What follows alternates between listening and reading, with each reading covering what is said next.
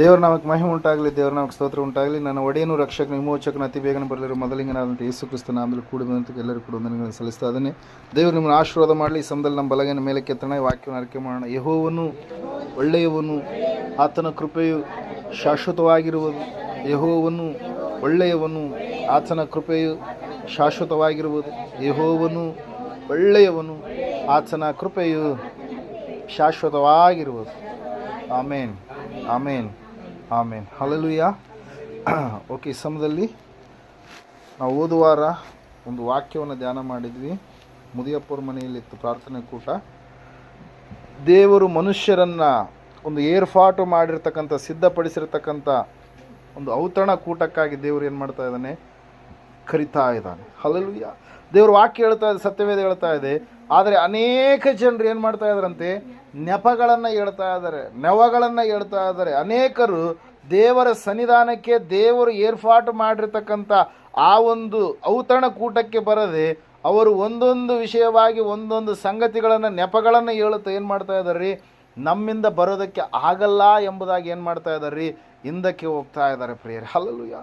ದೇವ್ರ ವಾಕ್ಯ ಹೇಳುತ್ತೆ, ಸತ್ಯವೇದ ಹೇಳುತ್ತೆ ಸ್ಪಷ್ಟವಾಗಿ, ನಾವು ದೇವರು ಕರೆದಿರ್ತಕ್ಕಂಥ ಆಹ್ವಾನವನ್ನು ನಾವು ನಿರ್ಲಕ್ಷ್ಯ ಮಾಡದೆ ಸಂಪೂರ್ಣವಾಗಿ ದೇವರ ಕರೆಗೆ ನಾವು ಹೋಗೊಟ್ಟು ಆತನ ಸನ್ನಿಧಾನಕ್ಕೆ, ಆತನ ಸಮೀಪಕ್ಕೆ, ಆತನು ಕರೆದ ಸಮಯದಲ್ಲಿ ಆತನ ಹತ್ತಿರಕ್ಕೆ ಬರುವಾಗ ನಾವು ಖಂಡಿತವಾಗಿ ಆಶೀರ್ವಾದವನ್ನು ಹೊಂದಿಕೊಳ್ಳೋದಕ್ಕೆ ಸಾಧ್ಯವಾಗುತ್ತೆ ಪ್ರಿಯರೇ. ಆದರೆ ಆ ಜನರಂತೆ ಒಬ್ಬರು ಹೇಳಿದ್ರು ನಾನು ಭೂಮಿ ತೆಗೆದುಕೊಂಡಿದ್ದೇನೆ, ಬರೋದಕ್ಕೆ ಆಗೋದಿಲ್ಲ. ಇನ್ನೊಬ್ರು ಹೇಳಿದ್ರು ನಾನು 5 ಜೋಡಿ ಎತ್ತುಗಳನ್ನು ತೆಗೆದುಕೊಂಡಿದ್ದೇನೆ, ಅದಕ್ಕಾಗಿ ದೇವರೇ ನಿನ್ನ ಬಳಿಗೆ ಬರೋದಕ್ಕಾಗಲ್ಲ ಅಂತೇಳಿ.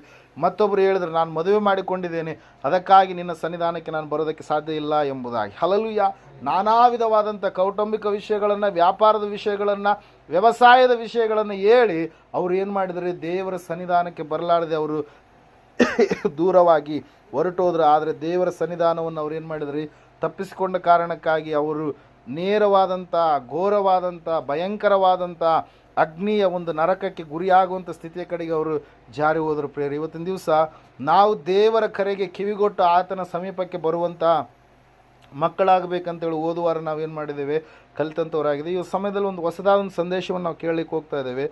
ನಾವು ದೇವರ ಚಿತ್ತ ಮಾಡಲಾರದೆ ನಮ್ಮನ್ನು ತಡೆ ಹಿಡಿಯುವಂಥವ್ರು ಯಾರಾಗಿದ್ದಾಗಲೂ ಕೂಡ ನಾವು ಸಂಪೂರ್ಣವಾಗಿ ದೇವರ ಚಿತ್ತಕ್ಕೆ ಒಳಗಾಗಿ ಜೀವಿಸಬೇಕು ಪ್ರಿಯರೇ. ಹಲ್ಲೆಲೂಯಾ. ಆದಿಕಾಂಡ ಪುಸ್ತಕದಲ್ಲಿ 12ನೇ ಅಧ್ಯಾಯದಲ್ಲಿ 1ನೇ ವಚನದಲ್ಲಿ ದೇವರು ಅಬ್ರಹಾಮನ ಸಂಗಡ ಈ ರೀತಿಯಾಗಿ ಹೇಳ್ತಾ ಇದ್ದಾನೆ, ನೀನು ನಿನ್ನ ದೇಶವನ್ನು, ಬಂಧು ಬಳಗವನ್ನು, ನಿನ್ನ ತಂದೆಯ ಮನೆಯನ್ನು ಬಿಟ್ಟು ನಾನು ತೋರಿಸುವಂಥ ದೇಶಕ್ಕೆ ನೀನು ಹೋಗಬೇಕು ಎಂಬುದಾಗಿ. ಹಲ್ಲೆಲೂಯಾ. ಇಲ್ಲಿ ನಾವು ನೋಡ್ತಾ ಇದ್ದೇವೆ, ದೇವರು ಊರು ಎನ್ನುವಂಥ ಊರಿನಲ್ಲಿ ವಾಸಿಸುವಂಥ ಆ ಒಬ್ಬ ವ್ಯಕ್ತಿಯಾಗಿರ್ತಕ್ಕಂಥ ಅಬ್ರಹಾಮನನ್ನು ಕರೆದಂಥ ಸಮಯದಲ್ಲಿ ಅಬ್ರಹಾಮನು ತೆರಳಬೇಕಾದ್ರೆ ನಾವು ನೋಡ್ತಾ ಇದ್ದೇವೆ ಪ್ರಿಯರೇ. ದೇವ್ರ ವಾಕ್ಯ ಹೇಳ್ತಾ ಇದೆ 11ನೇ ಅಧ್ಯಾಯದ ಕೊನೆಯ ಭಾಗದಲ್ಲಿ ಆ ತೆರಹನ ಎನ್ನುವಂಥ ಅಬ್ರಹಾಮನ ತಂದೆಯ ಕುರಿತಾಗಿ ನಾವೇನು ಮಾಡ್ತಾ ಇದ್ದೇವೆ, ನೋಡ್ತಾ ಇದ್ದೇವೆ ಪ್ರಿಯರೇ. ಹಲ್ಲೆಲೂಯಾ. ಅಬ್ರಹಾಮನು ಯಾವೊಂದು ಸಮಯದಲ್ಲಿ ನಾವು ನೋಡುವಾಗ 75 ವರ್ಷದಲ್ಲಿ ಇರುವಂಥ ಸಮಯದಲ್ಲಿ ದೇವರ ಮಾತಿಗೆ ವಿಧೇಯತೆಯನ್ನು ಆತನೇನು ಮಾಡ್ತಾ ಇದ್ದಾನೆ, ತೋರಿಸುವಂಥದ್ದನ್ನು ನಾವು ನೋಡ್ತಾ ಇದ್ದೇವೆ. ದೇವರು ಅದಕ್ಕಿಂತ ಮುಂಚಿತವಾಗಿ ಅಬ್ರಹಾಮನನ್ನು ಏನು ಮಾಡಿದ್ದಾನೆ, ಕರೆದಿದ್ದಾನೆ ಪ್ರಿಯರೇ. ದೇವರು ಯಾವಾಗ ಕರಿತಾನೋ ಆ ಸಮಯದಲ್ಲಿ ನಾವು ಹೋಗುವವರಾಗಿ ಸಿದ್ಧರಾಗಿ ಇರುವಂಥದ್ದು ಎಷ್ಟು ಆಶೀರ್ವಾದಕರ. ಅನೇಕರು ಏನು ಮಾಡ್ತಾರೆ, ದೇವರು ಕರೆದಾಗ, ದೇವರು ಅವರ ಸಂಗಡ ಮಾತಾಡಿದಾಗ, ಇಲ್ಲ ನನ್ನ ಹೆಂಡತಿ ಒಪ್ತಾ ಇಲ್ಲ, ನನ್ನ ಮಕ್ಕಳು ಒಪ್ತಾ ಇಲ್ಲ, ನನ್ನ ತಂದೆ ತಾಯಿ ಒಪ್ತಾ ಇಲ್ಲ, ನನ್ನ ಬಂಧು ಬಳಗದವರು ಒಪ್ತಾ ಇಲ್ಲ, ನನ್ನ ಕುಟುಂಬದಲ್ಲಿರ್ತಕ್ಕಂಥ ಅಕ್ಕಪಕ್ಕದವರು, ನೆರೆಹೊರೆಯವರು ದೇವರು ನಂಬೋದಕ್ಕೆ ಒಪ್ತಾ ಇಲ್ಲ ಅಂತೇಳಿ ಅನೇಕ ನೆಪಗಳನ್ನು ಹೇಳಿ ದೇವರು ಕರೆದಾಗಲೂ ಕೂಡ ದೇವರ ಸ್ವರವನ್ನು ಏನು ಮಾಡ್ತಾರೆ, ಅಲಕ್ಷ್ಯ ಮಾಡ್ತಾರೆ ಪ್ರಿಯರೇ. ಆದರೆ ಇಲ್ಲಿ ನಾವು ನೋಡ್ತಾ ಇದ್ದೇವೆ, ಸ್ವಂತ ಅಬ್ರಹಾಮನ ತಂದೆಯ ಕುರಿತಾಗಿ ನಾವು ನೋಡ್ತಾ ಇದ್ದೇವೆ, ದೇವರು ಕರೆದಂಥ ಸಮಯದಲ್ಲಿ ತೆರಹನು ಬೇರೊಂದು ಮಾರ್ಗದ ಮೂಲಕವಾಗಿ ಹೋಗೋಣ ಎಂಬುದಾಗಿ ಅಬ್ರಹಾಮನನ್ನು ಕರೆದುಕೊಂಡು ಹೋಗುವಂಥ ಸ್ಥಿತಿ ಪ್ರಿಯರೇ. ಹಲ್ಲೆಲೂಯಾ. ಇಲ್ಲಿ ನಾವು ನೋಡ್ತಾ ಇದ್ದೇವೆ, ದೇವರ ಕರೆಗೆ ನಾವು ಹೋಗೊಟ್ಟಂಥ ಸಮಯದಲ್ಲಿ ದೇವರು ಖಂಡಿತವಾಗಿ ನಮ್ಮನ್ನು ಏನು ಮಾಡ್ತಾನೆ, ಆಶೀರ್ವಾದದ ಶಿಖರದ ಕಡೆಗೆ ಆತನೇನು ಮಾಡ್ತಾನೆ, ನಡೆಸುವಂಥ ದೇವರಾಗಿದ್ದಾನೆ. ಹಲ್ಲೆಲೂಯಾ. Praise lord. ಇಲ್ಲಿ ನಾವು ನೋಡ್ತಾ ಇದ್ದೇವೆ, ಸತ್ಯವೇದ ಸ್ಪಷ್ಟವಾಗಿ ಹೇಳ್ತಾ ಇದೆ, ದೇವರ ಕರೆಗೆ ಹೋಗೊಟ್ಟಂಥ ಸಮಯದಲ್ಲಿ ಸಂಪೂರ್ಣವಾಗಿ ನಾವು ಆ ಒಂದು ವಿಧೇಯತೆಯ ಜೀವಿತವನ್ನು ಜೀವಿಸುವವರಾಗಿ ಇರಬೇಕು. ದೇವರು ನಮ್ಮನ್ನು ಯಾವೊಂದು ಮಾರ್ಗದ ಮೂಲಕವಾಗಿ ನಡೆಸ್ತಾನೋ ಅದು ನಮಗೆ ಗೊತ್ತಿಲ್ಲ, ಆದರೆ ಖಂಡಿತವಾಗಿ ಆತನ ಆಶೀರ್ವಾದದ ಕಡೆಗೆ ನಿಲ್ಲಿಸ್ತಾನೆ ಎಂಬುದಾಗಿ ನಾವು ಸಂಪೂರ್ಣವಾಗಿ ನಂಬುವವರಾಗಿ ಇರಬೇಕು ಪ್ರೇರಿ. ನಾವು ನೋಡ್ತಾ ಇದ್ದೇವೆ ಸ್ಪಷ್ಟವಾಗಿ ಸತ್ಯವೇದದಲ್ಲಿ ನಾವು ನೋಡ್ತಾ ಇದ್ದೇವೆ ಏನಂತ ಹೇಳಂತಂದರೆ, ಆತನ ಕರೆಗೆ ವಿಧೇಯತೆಯನ್ನು ತೋರಿಸಿರ್ತಕ್ಕಂಥ ಪೌಲ ದೇವರ ಸ್ವರಕ್ಕೆ ಕಿವಿಗೊಟ್ಟು ಆತನು ಏನು ಮಾಡಿದನರಿ, ದೇವರು ಪೌಲನ ಸಂಗಡ ಏನು ಮಾಡಿದ, ಹೊರಟ ಪ್ರಿಯರೇ. ದೇವರು ಮೋಶೆಗೆ ಹೋಗೋಣ ಎಂಬುದಾಗಿ ಹೇಳಿ ದೇವರು ಮೋಶೆಯ ಸಂಗಡ ಹೊರಟಿರುವಂಥದ್ದನ್ನು ಕೂಡ ನಾವು ನೋಡ್ತಾ ಇದ್ದೇವೆ. ಅದೇ ರೀತಿಯಾಗಿ ದೇವರು ಅಬ್ರಹಾಮನಿಗೂ ಕೂಡ ಹೇಳ್ತಾ ಇದ್ದಾನೆ, ನೀನು ಹೋಗು ಎಂಬುದಾಗಿ. ಮೋಶೆಗೂ ಕೂಡ ಹೇಳಿದ ಹೋಗು ಎಂಬುದಾಗಿ, ಪೌಲನಿಗೂ ಕೂಡ ಹೇಳಿದ ಹೋಗು ಎಂಬುದಾಗಿ, ನಾನಿನ ಸಂಗಡ ಇರುತ್ತೇನೆ ಎಂಬುದಾಗಿ. ಈ ಎಲ್ಲ ಸಂದರ್ಭಗಳಲ್ಲಿ ಕೂಡ ದೇವರ ವಾಕ್ಯದಲ್ಲಿ ನಾವು ನೋಡ್ತಾ ಇದ್ದೇವೆ, ನಾವು ಹೋಗುವವರಾಗಿರಬೇಕು. ದೇವರು ಯಾವೊಂದು ಸ್ಥಳದ ಮೂಲಕವಾಗಿ ನಮ್ಮನ್ನು ನಡೆಸ್ತಾನೋ ನಾವು ಸಂಪೂರ್ಣವಾಗಿ ಆ ಒಂದು ಚಿತ್ತಕ್ಕೆ ಒಳಗಾಗಿ ಜೀವಿಸುವಂಥವರಾಗಿ ನಾವು ಇರಬೇಕು ಪ್ರೇರಿಲ್ಲ. ನಾವು ನೋಡ್ತಾ ಇದ್ದೇವೆ ಯಾವಾಗಾದರೂ ಅಬ್ರಹಾಮನು ದೇವರ ಒಂದು ನಡೆಸುವಿಕೆ ಇಲ್ಲದೆ ಹೋಗ್ತಾ ಇದ್ದನೋ ಅಂತಹ ಸಮಯದಲ್ಲಿ ಆತನು ಸಮಸ್ಯೆಗಳಲ್ಲಿ ಏನು ಮಾಡ್ತಾ ಇದ್ದಾನೆ, ಒಳಗಾಗ್ತಾ ಇದ್ದಾನೆ. ಆತನು ಸಮಸ್ಯೆಗಳ ಮೇಲೆ ಸಮಸ್ಯೆಗಳನ್ನು ಭರಿಸ್ತಾ ಇದ್ದಾನೆ ಪ್ರಿಯರೇ.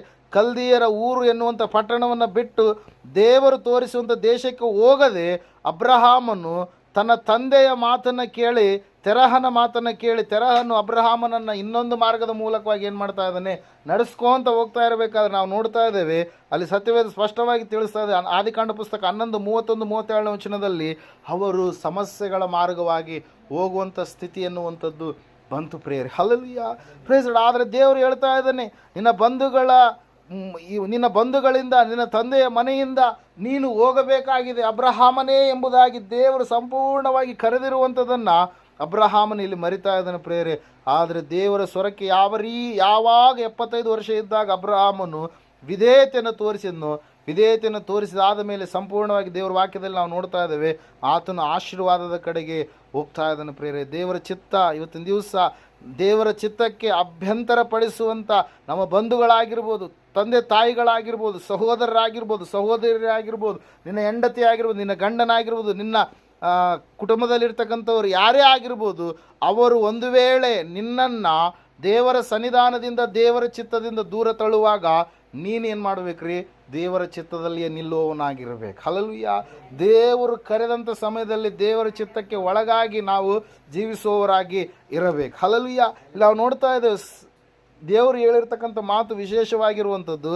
ಯೇಸು ಸ್ವಾಮಿ ಒಂದು ಸಾರಿ ಈ ಮಾತನ್ನು ಹೇಳ್ತಾರೆ, ಯಾರಾದರೂ ನನ್ನ ಬಳಿಗೆ ಬರೋದೇ ಆದರೆ ತನ್ನ ತಂದೆಯನ್ನು, ತಾಯಿಯನ್ನು, ಹೆಂಡತಿಯನ್ನು, ಮಕ್ಕಳನ್ನು, ಅಣ್ಣ ತಮ್ಮಂದಿರನ್ನು, ಅಕ್ಕ ತಂಗಿಯರನ್ನು ದ್ವೇಷಿಸಲಾರದೆ ಅವನು ನನ್ನ ಶಿಷ್ಯನಾಗೋದಕ್ಕೆ ಸಾಧ್ಯ ಇಲ್ಲ ಎಂಬುದಾಗಿ. ಅಂದರೆ ಎಲ್ಲರಿಗಿಂತಲೂ ಹೆಚ್ಚಿನದಾಗಿ ನನ್ನನ್ನು ಪ್ರೀತಿಸುವವರೇ ನನ್ನ ಶಿಷ್ಯರಾಗೋದಕ್ಕೆ ಸಾಧ್ಯ ಎಂಬುದಾಗಿ. ಹಲ್ಲೆಲೂಯಾ.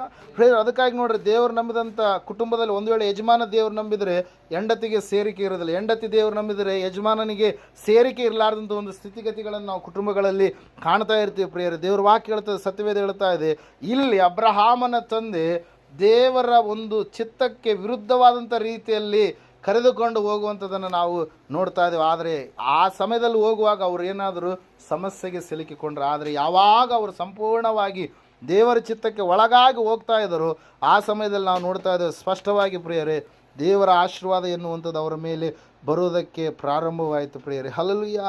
Praise the lord. 11:31 ತೆರಹ ಅಬ್ರಹಾಮನ ಸಂಗಡ ಎಷ್ಟು ದೂರದವರೆಗೆ ಹೋದನು ಅಷ್ಟು ದೂರ ಅಲ್ಲಿಗೆ ಹೋಗಿ ಅವ್ರು ಏನು ಮಾಡಿದರಂತೆ, ವಾಸ ಮಾಡಿದರು ಪ್ರಿಯರೇ. ಹಲ್ಲೆಲೂಯಾ.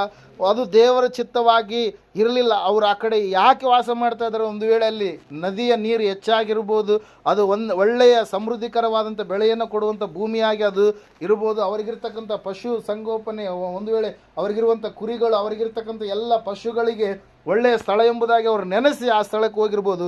ಆದರೆ ಅದು ದೇವರ ಚಿತ್ತವಾಗಿ ಇರಲಿಲ್ಲ ಪ್ರೇಯರ್. ನಾವು ನೋಡ್ತಾ ಇದ್ದೇವೆ ಸತ್ಯವೇದ ಸ್ಪಷ್ಟವಾಗಿ ತಿಳಿಸ್ತಾ ಇದೆ ಏನಂತೇಳಂದರೆ, ಅಬ್ರಹಾಮನು ದೇವರು ಹೇಳಿದ ಹಾಗೆ ಹೊರಟು ಹೋದನು ಎಂಬುದಾಗಿ. ಹಲ್ಲೆಲೂಯಾ.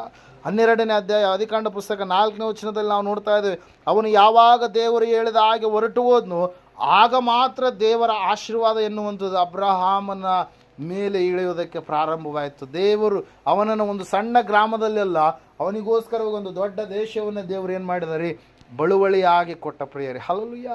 ದೇವ್ರ ವಾಕ್ಯದಲ್ಲಿ ನಾವು ನೋಡ್ತಾ ಇದ್ದೇವೆ, ಸತ್ಯವೇದ ಹೇಳ್ತಾ ಇದೆ ಸ್ಪಷ್ಟವಾಗಿ ಏನಂತ ಹೇಳಂತಂದರೆ, ಅಬ್ರಹಾಮನು ಪ್ರಾರಂಭದಲ್ಲಿ ಆತನು ದೇವರ ಚಿತ್ತಕ್ಕೆ ವಿರುದ್ಧವಾಗಿ ನಡೆಯುವಂಥ ಸ್ಥಿತಿ ತನ್ನ ತಂದೆಯ ಮೂಲಕವಾಗಿ ಆತನಿಗೆ ಉಂಟಾಯಿತು. ಆದರೆ ತಂದೆ ತೀರಿ ಹೋದ ಮೇಲೆ ನಾವು ನೋಡ್ತಾ ಇದ್ದೇವೆ ಸ್ಪಷ್ಟವಾಗಿ ಅಬ್ರಹಾಮನ್ ಏನು ಮಾಡ್ತಾ ಇದ್ದಾನೆ, ದೇವರ ಚಿತ್ತಕ್ಕೆ ಒಡಂಬಡ್ತಾ ಇದ್ದಾನೆ, ದೇವರ ಚಿತ್ತಕ್ಕೆ ಒಳಗಾಗ್ತಾ ಇದ್ದಾನೆ, ದೇವರ ಚಿತ್ತವನ್ನು ಅನುಸರಿಸಿ ನಡೆಯುವಂಥ ಮಗನಾಗಿ ಜೀವಿಸ್ತಾ ಇದ್ದಾನೆ. ಅವನು ಹೋಗೋದಕ್ಕಿಂತ ಮುಂಚಿತವಾಗಿ ದೇವರ ಚಿತ್ತವನ್ನಲ್ಲ, ಸಂಪೂರ್ಣವಾಗಿ ತಂದೆಯ ಚಿತ್ತವನ್ನು ಮಾಡುವಂಥ ವ್ಯಕ್ತಿಯಾಗಿದ್ದ. ಆದರೆ ಯಾವಾಗ ಅವನು ದೇವರ ಚಿತ್ತಕ್ಕೆ ಒಳಗಾದ್ನು, ಆ ಸಮಯದಲ್ಲಿ ದೇವರವನನ್ನು ಏನು ಮಾಡಿದ್ನರಿ, ಆಶೀರ್ವದಿಸ್ತಾ ಬಂದ ಪ್ರಿಯರೇ. ಹಲ್ಲೆಲೂಯ. ಅಬ್ರಹಾಮನಂತೆ ಆತನಿಗಿರ್ತಕ್ಕಂಥ ಒಂದು ಸಂಗತಿಗಳು, ಆತನ ಕೈ ಕೆಳಗೆ ಇರ್ತಕ್ಕಂಥ ದಾಸಿಯರು, ಆತನಿಗಿರ್ತಕ್ಕಂಥ ಒಂದು ಪಶು ಸಂಪತ್ತು, ಆತನಿಗಿರ್ತಕ್ಕಂಥ ಒಂದು ದೇಶ ಎಲ್ಲವೂ ಕೂಡ ವಿಸ್ತಾರವಾಗಿತ್ತು. ಅವನು ಬಹಳ ಧನವಂತನಾದನು ಎಂಬುದಾಗಿ ವಾಕ್ಯದಲ್ಲಿ ನಾವು ನೋಡ್ತಾ ಇದ್ದೇವೆ ಪ್ರಿಯರು. ಇಲ್ಲಿ ನಾವು ನೋಡ್ತಾ ಇದ್ದೇವೆ, ಸತ್ಯವೇದ ಹೇಳ್ತಾ ಇದೆ ಸ್ಪಷ್ಟವಾಗಿ, ದೇವರ ಚಿತ್ತವನ್ನು ಜರುಗಿಸುವವರಾಗಿ ನಾವು ಇರಬೇಕು. ಮೋಶೆಗೆ ಅಡ್ಡಲಾಗಿ ಅನೇಕವಾದಂಥ ಸಂಗತಿಗಳಿದ್ದು, ಆತನ ಒಂದು ರಾಜತ್ವದ ಸ್ಥಿತಿ ಅಡ್ಡಲಾಗಿ ಇತ್ತು. ಆದರೆ ಅದನ್ನು ಬಿಟ್ಟು ಮೋಶೆ ಏನು ಮಾಡ್ತಾ ಇದ್ದಾನೆ, ದೇವರ ಚಿತ್ತಕ್ಕೆ ಒಳಗಾಗ್ತಾ ಇದ್ದಾನೆ. ಹಲ್ಲೆಲೂಯಾ. ತನ್ನ ಮಾವನಾಗುವಂಥ ಇತ್ರೋನನ ಬಳಿಯಲ್ಲಿ ಕುರಿ ಕಾಯುವಂಥ ಮೇಯಿಸುವಂಥ ಕೆಲಸ ಆತನಿಗಿತ್ತು. ಅದನ್ನು ಬಿಟ್ಟು ದೇವರ ಚಿತ್ತವನ್ನು ಮಾಡುವಂಥದ್ದೇ ಶ್ರೇಷ್ಠ ಎಂಬುದಾಗಿ ನೆನೆಸಿ ಆತನೇನು ಮಾಡ್ತಾ ಇದ್ದಾನೆ, ಸಂಪೂರ್ಣವಾಗಿ ದೇವರ ಚಿತ್ತಕ್ಕೆ ಒಳಗಾಗಿ ಹೊರಡ್ತಾ ಇದ್ದಾನೆ ಪ್ರಿಯರೇ. ಹಲ್ಲೆಲೂಯಾ. ನಾವು ನೋಡ್ತಾ ಇದ್ದೇವೆ, ನಮ್ಮ ಚಿತ್ತವಲ್ಲ, ದೇವರ ಚಿತ್ತ ನಮ್ಮ ಜೀವಿತದಲ್ಲಿ ನೆರವೇರಿಸಲ್ಪಡುವುದಕ್ಕಾಗಿ ಅನೇಕ ಅಡ್ಡಿ ಆತಂಕ ವಿಘ್ನಗಳು ವ್ಯಕ್ತಿಗಳ ಮೂಲಕವಾಗಿರ್ಬೋದು, ಯಾವುದೊಂದು ಸಂಗತಿಗಳ ಮೂಲಕವಾಗಿ ಬರುವಾಗ ನಾವು ಅದಕ್ಕೆ ನಾವೇನು ಮಾಡಬಾರ್ದು ರೀ, ಧ್ವನಿ ಕೊಡಬಾರ್ದು, ಅದಕ್ಕೆ ಮುಖ್ಯ ಸ್ಥಾನವನ್ನು ಕೊಡಬಾರ್ದು. ನಾವು ದೇವರಿಗೆ ಕೊಡುವಾಗ ಖಂಡಿತವಾಗಿ ನಾವು ಸಂಪೂರ್ಣವಾದಂಥ ಆಶೀರ್ವಾದಕ್ಕೆ ಪಾತ್ರರಾಗೋದಕ್ಕೆ ಸಾಧ್ಯ ಆಗುತ್ತೆ ಪ್ರಿಯರೇ. ನಾವು ನೋಡ್ತಾ ಇದ್ದೇವೆ, ಪೌಲನಿಗೂ ಕೂಡ ಆತನ ಒಂದು ಪಾಂಡಿತ್ಯ ಎನ್ನುವಂಥದ್ದು, ಆತನು ಧರ್ಮ ಮತಾಂಧನಾದಂಥ ವ್ಯಕ್ತಿಯಾಗಿ ಜೀವಿಸ್ತಾ ಇದ್ದ. ಆದರೆ ಯಾವಾಗ ದೇವರ ದರ್ಶನ ಆತನಿಗಾಯಿತು, ದೇವರು ಯಾವ ಸ್ಥಳಕ್ಕೆ ಹೋಗು ಎಂಬುದಾಗಿ ಹೇಳಿದಾಗ ಅದೇ ಸ್ಥಳಕ್ಕೆ ಹೋಗ್ತಾ ಇದ್ದಾನೆ ಪ್ರಿಯರೇ. ಪೌಲನು ಆತನಿಗಿರ್ತಕ್ಕಂಥ ಜ್ಞಾನ, ಪಂಡಿತನಾಗಿರ್ತಕ್ಕಂಥ ಗಮಲಿಯೇಲನ ಬಳಿಯಲ್ಲಿ ಆತನು ಕಲಿತಿರ್ತಕ್ಕಂಥ ಚಾಣಕ್ಷತನ ರೋಮಾಪುರದ ಹಕ್ಕನ್ನು ಹೊಂದಿರತಕ್ಕಂಥ ವಾರಸ್ದಾರನಾಗಿ ಅನೇಕವಾದಂಥ ವಿದ್ಯೆ ಪಾಂಡಿತ್ಯವನ್ನು ಪಡೆದಂಥ ವ್ಯಕ್ತಿಯಾಗಿ ಇರುವಂಥ ಸೌಲ ಸಂಪೂರ್ಣವಾಗಿ ದೇವರು ಆತನನ್ನು ಪೌಲನಾಗಿ ಮಾರ್ಪಡಿಸಿದಾಗ ಆತನ ಅದೆಲ್ಲವನ್ನು ಬಿಟ್ಟು ಏನು ಮಾಡ್ತಾ ಇದ್ದಾನೆ ರೀ, ದೇವರೇ ನೀನು ನನ್ನನ್ನು ಸೆರೆಮನೆಗೂ ನಡೆಸಿದ್ರು ಹೋಗ್ತೀನಿ, ಅರಮನೆಗೂ ನಡೆಸಿದ್ರು ಕೂಡ ಹೋಗ್ತೀನಿ, ನಿನ್ನ ಚಿತ್ತವೇ ನನ್ನ ಜೀವಿತದಲ್ಲಿ ಏನಾಗಬೇಕು, ನೆರವೇರಿಸಲ್ಪಡಲಿ ಎಂಬುದಾಗಿ. ಹಲ್ಲೆಲೂಯಾ. ನಾವು ನೋಡ್ತಾ ಇದ್ದೇವೆ ಪ್ರಿಯರೇ, ದೇವರ ವಾಕ್ಯ ಹೇಳ್ತಾ ಇದೆ ಸ್ಪಷ್ಟವಾಗಿ ಏನಂತ ಹೇಳಂತಂದರೆ, ಸಂಪೂರ್ಣವಾಗಿ ದೇವರ ಚಿತ್ತವನ್ನು ನೆರವೇರಿಸಲಾರದೆ ಆಟಂಕಪಡಿಸುವಂಥ ವ್ಯಕ್ತಿಗಳು ಯಾರಿದ್ದಾರೋ ಅವರ ವಿಷಯದಲ್ಲಿ ನಾವು ಏನು ಮಾಡಬೇಕು ರೀ, ದೇವರ ಚಿತ್ತಕ್ಕೆ ಒಳಗಾಗಿ ನಾವು ಹೋಗಬೇಕು ಹೊರತಾಗಿ ವ್ಯಕ್ತಿಗಳನ್ನು ನಾವು ಏನು ಮಾಡುವಂಥದ್ದಲ್ಲ, ಅವರ ಚಿತ್ತದ ಪ್ರಕಾರವಾಗಿ ಹೋಗುವಂಥದ್ದು ಅಲ್ಲ. ದೇವರು ಯಾವುದನ್ನು ಹೇಳಿದನೋ, ಯಾವ ರೀತಿಯಾಗಿ ನಡೆಯೆಂಬುದಾಗಿ ನಮಗೆ ಮಾರ್ಗವನ್ನು ತೋರಿಸಿದನೋ ಆ ಮಾರ್ಗದಲ್ಲಿ ನಾವು ನಡೆಯುವವರಾಗಬೇಕು. ಹಲ್ಲೆಲೂಯಾ. ಲೋಕದ ಕೆಲವೊಂದು ಕಾರ್ಯಗಳು ನಮ್ಮನ್ನು ಏನು ಮಾಡ್ತವೆ, ನಾಶನದ ಕಡೆಗೆ ನಡೆಸ್ತವೆ. ಆರ್ಥಿಕತೆಯಲ್ಲಿ ನಮ್ಮನ್ನು ಏನು ಮಾಡ್ತವೆ, ಹಿಂದಕ್ಕೆ ನಡೆಸ್ತವೆ. ಕುಡಿಯುವಂಥದ್ದಾಗಿರ್ಬೋದು, ಸೇದುವಂಥದ್ದಾಗಿರ್ಬೋದು, ಇಸ್ಬೇಟ್ ಆಡುವಂಥದ್ದಾಗಿರ್ಬೋದು, ಓಸಿ ಆಡುವಂಥದ್ದಾಗಿರ್ಬೋದು, ಇಂಥ ಕೆಲಸಗಳು ನಮ್ಮನ್ನು ಏನು ಮಾಡ್ತವೆ ರೀ, ದೇವರ ಚಿತ್ತವನ್ನು ಮಾಡಲಾರದ ಹಾಗೆ ನಮ್ಮನ್ನು ಏನು ಮಾಡ್ತವೆ, ತಡೆ ಹಿಡಿತೇವೆ. ಹಲ್ಲೆಲೂಯಾ.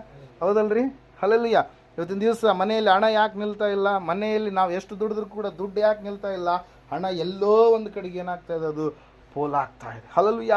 ಆ ಪೋಲಾಗುವಂಥ ಹಣವನ್ನು ಪೋಲಾಗಲಾರದ ಹಾಗೆ ಮುಂದೆ ನಮ್ಮ ಮಕ್ಕಳ ಭವಿಷ್ಯತ್ತು ಏನಾಗಿದೆ ಎಂಬುದಾಗಿ ಗ್ರಹಿಸಿಕೊಂಡು, ದೇವರ ಚಿತ್ತ ಇದರ ವಿಷಯದಲ್ಲಿ ಏನಾಗಿದೆ ಎಂಬುದಾಗಿ ತಿಳಿದುಕೊಂಡು ನಾವು ಹೋಗುವಾಗ ಖಂಡಿತವಾಗಿ ಕೂಡ ಆ ಹಣ ವೃದ್ಧಿಯಾಗಿ ಅದರ ಮೂಲಕವಾಗಿ ನಮ್ಮ ಸಮಸ್ಯೆಗಳು ಕೂಡ ದೇವರು ತೀರಿಸುವ ಹಾಗೆ ಕಾರ್ಯವನ್ನು ಜರುಗಿಸ್ತಾನೆ ಪ್ರಿಯರು. ಅದಕ್ಕಾಗಿ ನಾವು ನೋಡ್ತಾ ಇದ್ದೇವೆ, ಸತ್ಯವೇದ ಹೇಳ್ತಾ ಇದೆ, ಮೋಶೆ ದೇವರು ಹೇಳಿದ ಹಾಗೆ ಏನು ಮಾಡಿದರಿ, ಐಗುಪ್ತ ದೇಶಕ್ಕೆ ಆತನು ಹೊರಟು ಹೋಗಿ ಇಸ್ರಾಯೇಲರಿಗೆ ಬಿಡುಗಡೆ ಕೊಡುವಂಥ ನಾಯಕನಾಗಿ ಆತನೇನಾದ ಬದಲಾವಣೆಯಾದ ಪ್ರಿಯರೇ. ನಾವು ನೋಡ್ತಾ ಇದ್ದೇವೆ, ಪೌಲನು ಅನೇಕ ಜನರಿಗೆ ಸುವಾರ್ತೆಯನ್ನು ತಿಳಿಸುವಂಥ ಸಾಧನವಾಗಿ ವ್ಯಕ್ತಿಯನ್ನಾಗಿ ದೇವರು ಏನು ಮಾಡಿದರು, ಆತನನ್ನು ಮಾರ್ಪಡಿಸಿದ್ರು ಪ್ರಿಯರೇ. ಇವತ್ತು ನಾನು ನೀನು ದೇವರ ಒಂದು ಚಿತ್ತಕ್ಕೆ ಒಳಗಾಗಿರುವಾಗ ನಮಗೆ ಆಟಂಕಪಡಿಸುವಂಥ ಬಂಧುಗಳಾಗಿರ್ಬೋದು, ಮಿತ್ರರಾಗಿರ್ಬೋದು, ಸ್ನೇಹಿತರಾಗಿರ್ಬೋದು, ಯಾವುದೇ ಒಂದು ಸಂಗತಿ ವಸ್ತುವಾಗಿರ್ಬೋದು, ಯಾವೊಂದು ದುರ್ಚಟ ದುರ್ಭಾಷೆ ಒಂದು ದುರ್ನಡತೆಯ ಸ್ಥಿತಿಯಾಗಿರ್ಬೋದು, ಅವೆಲ್ಲವುಗಳನ್ನು ಬಿಟ್ಟು ನಾವೇನಾಗಬೇಕು,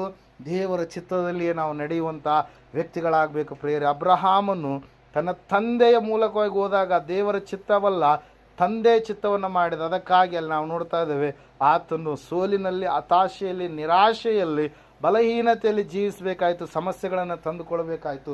ಆದರೆ ಯಾವಾಗ ದೇವರ ಚಿತ್ತಕ್ಕೆ ಒಳಗಾದ್ನೋ ಒಳಗಾದ ಮೇಲೆ ಆತನ ಜೀವಿತವೆಲ್ಲವೂ ಕೂಡ ಏನಾಯ್ತು ರೀ, ಆಶೀರ್ವದಿಸಲ್ಪಡ್ತು ಪ್ರಿಯರೇ. ಇವತ್ತು ದೇವರು ನನ್ನನ್ನು ನಿನ್ನನ್ನು ಅದೇ ಒಂದು ಕಾರ್ಯಕ್ಕಾಗಿ ಕರಿತಾ ಇದ್ದಾನೆ. ದೇವರು ಆತನಿಗೆ ಪ್ರತ್ಯಕ್ಷನಾಗಿ ಈ ದೇಶವನ್ನು ನಿನಗೆ, ನಿನ್ನ ಸಂತಾನಕ್ಕೆ ನಾನೇನು ಮಾಡ್ತೀನಿ, ಕೊಡ್ತೀನಿ ಎಂಬುದಾಗಿ ಏನು ಮಾಡಿದಾರೆ, ಆತನಿಗೆ ಆ ವಾಗ್ದಾನವನ್ನು ಕೊಟ್ಟು ಸಂಪೂರ್ಣವಾಗಿ ಆ ವಾಗ್ದಾನವನ್ನು ದೇವರು ಅಬ್ರಹಾಮನ ಜೀವಿತದಲ್ಲಿ ಏನು ಮಾಡಿದಾರೆ, ನೆರವೇರಿಸಿದ ಪ್ರಿಯರೇ. Hallelujah, praise lord. ಅಬ್ರಹಾಮನ ಆಶೀರ್ವಾದಕ್ಕೆ ನಾವು ಕೂಡ ಬಾಧ್ಯರಾದಂಥವರಾಗಿದ್ದೇವೆ. ಹಲ್ಲೆಲೂಯಾ. ದೇವರು ನಮ್ಮನ್ನು ಕೆಳಮಟ್ಟದಲ್ಲೆಲ್ಲ ಆತನ ಮೇಲ್ಮಟ್ಟದಲ್ಲಿ ಇರಿಸ್ತೀನಿ ಎಂಬುದಾಗಿ ಹೇಳಿದ್ದಾನೆ. ಬಾಲವನ್ನಾಗೆಲ್ಲ ತಲೆಯನ್ನಾಗಿ ಇಡ್ತೀನಿ ಎಂಬುದಾಗಿ ಹೇಳಿದ್ದಾನೆ.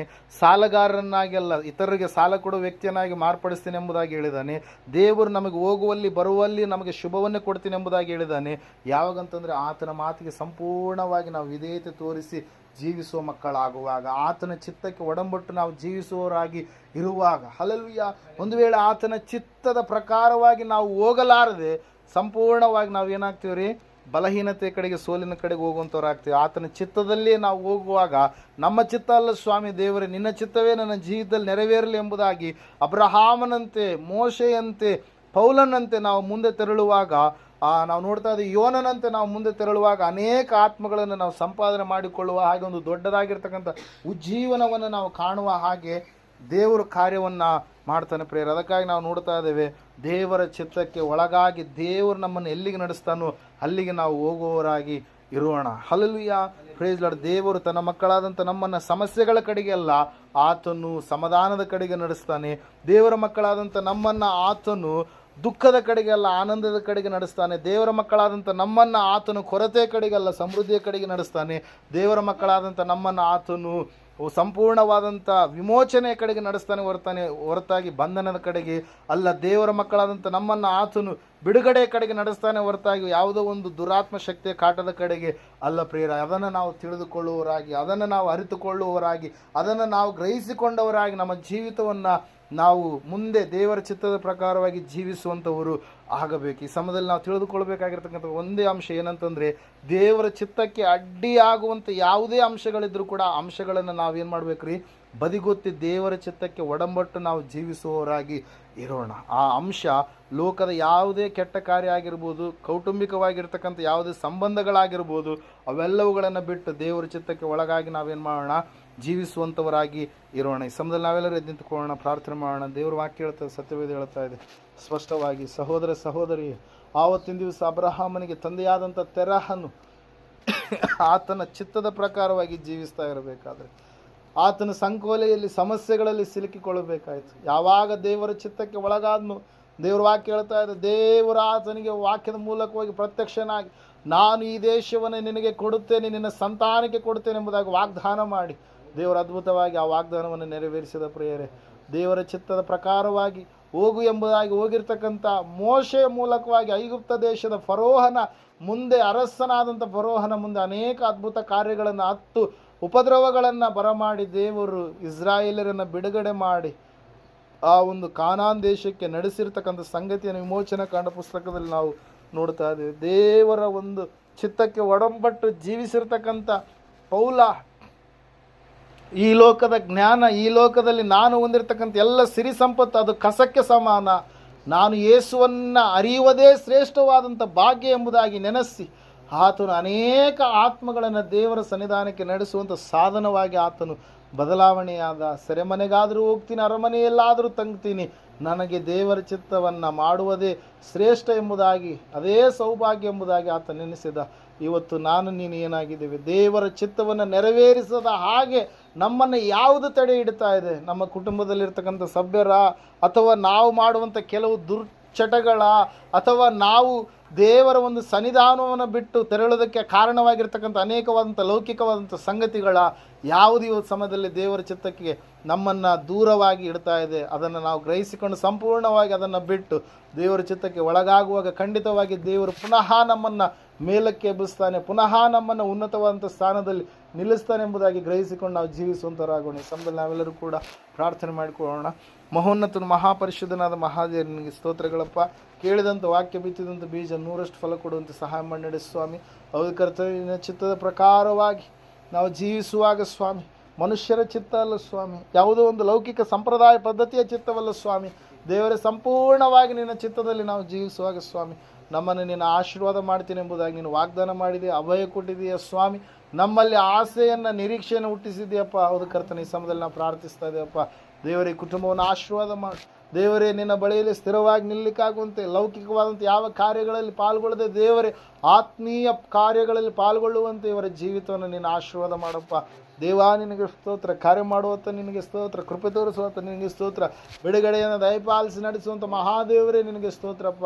ಈ ಸಮಯದಲ್ಲಿ ಇವರೆಲ್ಲರನ್ನು ನಿನ್ನ ಕರಗಳಲ್ಲಿ ಒಪ್ಪಿಸ್ಕೊಡ್ತಾ ಇದೆ. ಕೂಡಿ ಬಂದಿರತಕ್ಕಂಥ ಪ್ರತಿಯೊಬ್ಬರ ಜೀವಿತದಲ್ಲಿ ಅತಿಶಯ ಅದ್ಭುತ ಕಾರ್ಯಗಳನ್ನು ಜರುಗಿಸಿ ನೀನು ಎಂತಹ ದೇವರಾಗಿದ್ದೀ ಎಂಬುದಾಗಿ ನಿನ್ನೆ ಪ್ರತ್ಯಕ್ಷಪಡಿಸಿಕೊಳ್ಳಬೇಕೆಂಬುದಾಗಿ ಅತಿ ಬೇಗನೆ ಬರಲಿರುವ ಯೇಸು ಕ್ರಿಸ್ತನ ನಾಮದಲ್ಲಿ ಪ್ರಾರ್ಥಿಸಿ, ನಿನ್ನ ಚಿತ್ತ ಈ ಕುಟುಂಬದಲ್ಲಿ ನೆರವೇರಿಸಲ್ಪಟ್ಟು ಈಗಿರ್ತಕ್ಕಂಥ ಸೋಲೆಲ್ಲ ಜಯವಾಗಿ ಮಾರ್ಪಟ್ಟು ಸಾಲವೆಲ್ಲ ತೆರಳಿ ಸ್ವಾಮಿ ಇತರರಿಗೆ ಸಾಲ ಕೊಡುವ ವ್ಯಕ್ತಿಗಳನ್ನಾಗಿ ಮಾರ್ಪಡಿಸಿ ಒಳ್ಳೆಯ ಸಮೃದ್ಧಿಕರವಾದಂಥ ವಾತಾವರಣ ಈ ಕುಟುಂಬದಲ್ಲಿ ಇರಿಸಿ ಕೊರತೆಗಳೆಲ್ಲ ನೀಗಿಸಿ ಕರ್ತನೆ ಸ್ವಾಮಿ ಒಳ್ಳೆಯ ಮನೆಯ ಸ್ಥಿತಿಯನ್ನು ಸ್ವಾಮಿ ಅವರಿಗೆ ಒದಗಿಸಿಕೊಟ್ಟು ನಡೆಸ್ತಾ ಬರಬೇಕೆಂಬುದಾಗಿ ಯೇಸುವಿನ ನಾಮದಲ್ಲಿ ಪ್ರಾರ್ಥಿಸಿ ಬೇಡ ಅರ್ಪಿಸಿ ಹೊಂದಿದ್ದೇವೆ ಪರಮ ತಂದೆಯೇ, ಆಮೇಲೆ.